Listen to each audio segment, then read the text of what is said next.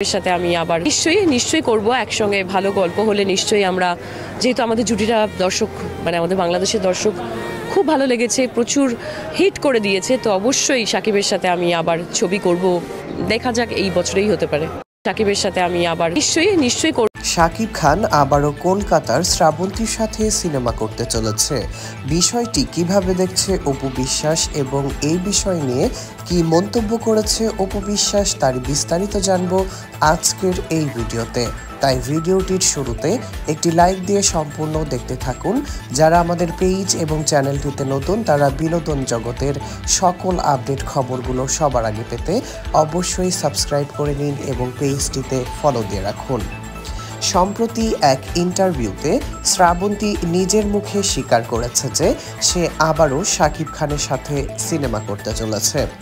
চলতি বছরেই সিনেমা করার কথা থাকলেও যেহেতু 2025 সাল খুব দ্রুতই শেষ হয়ে যাচ্ছে, এবছর শাকিব খানের আর কোনো সিনেমা মুক্তি পাওয়ার কোনো কথা নেই। আবার 2026 সালে যে সকল সিনেমাগুলো মুক্তি পাবে তার মধ্যে প্রিন্স সিনেমার শুটিং ইতিমধ্যে শুরু হয়েছে এবং সেই সিনেমাতে শাকিব খানের বিপরীতে অভিনয় করতে দেখা যাবে তানজিন তিশাকে।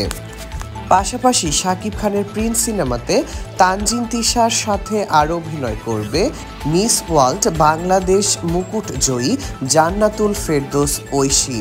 তো দর্শক বন্ধুরা, প্রিন্স সিনেমার পরেই হয়তো শাকিব খানের সাথে আবারও সিনেমায় অভিনয় করতে দেখা যাবে শ্রাবন্তীকে।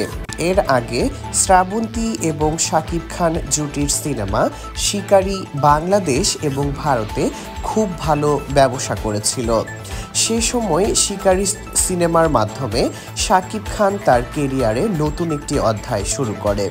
শিকারী সিনেমা ছিল শাকিব খানের যৌথ প্রযোজনার প্রথম সিনেমা, যে সিনেমাতে শাকিব খানের পাশাপাশি শ্রাবন্তী এবং কলকাতার আরও বেশ কিছু অভিনেতা অভিনেত্রী অভিনয় করেছিল। এরপরেও শাকিব খান এবং শ্রাবন্তীকে ভাইজান এলোরে সিনেমাতে অভিনয় করতে দেখা গেছে। শ্রাবন্তী নিজের মুখে স্বীকার করেছে যে বাংলাদেশের দর্শক শ্রাবন্তী এবং শাকিব খানকে অনেক পছন্দ করে।